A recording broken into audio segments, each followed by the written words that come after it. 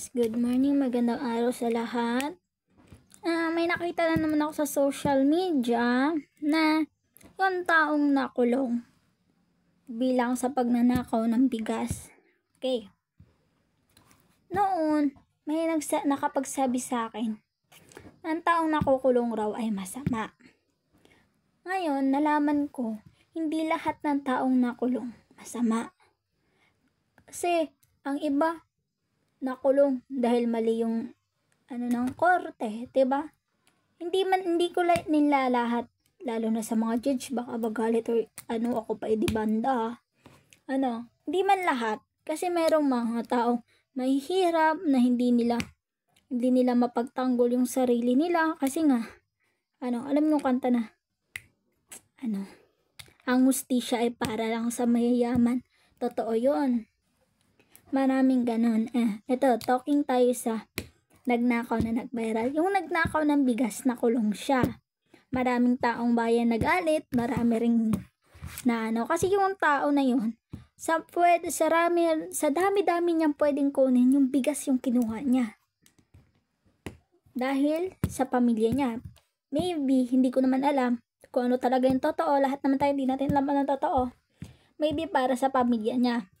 May mga nag-comment, ang laki ng katawan mo, bakit di ka kaya magtrabaho?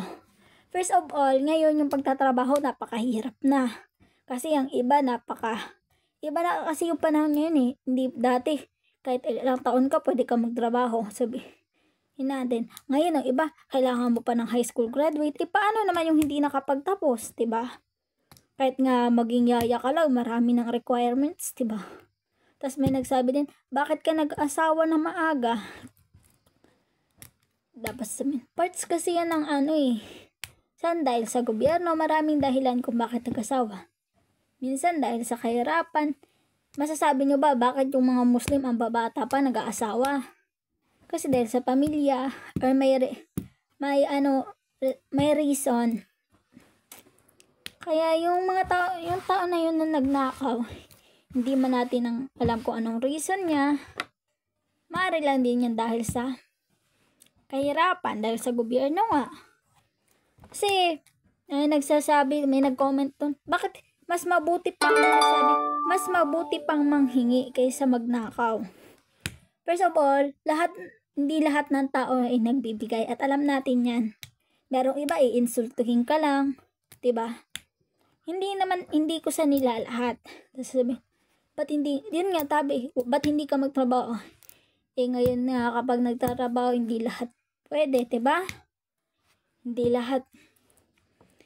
lahat, marami na kasing requirements, ganoon. 'Di ba? Mas kawawa yung mahihirap. So, nakulong. So, ang kinalabasan, nakulong siya.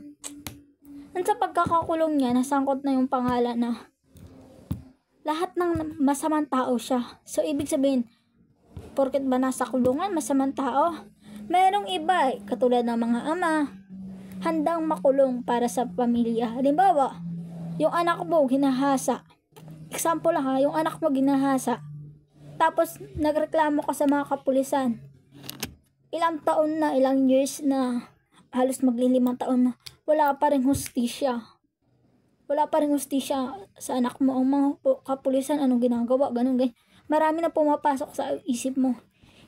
Lalo dat ikaw, ama ka. Tapos, halimbawa yung anak mo is nag-iisa lang, tapos babae, tapos yun yung ginahasa. Anak mo nagkaroon ng trauma, namatay, or pinatay talaga, ganun.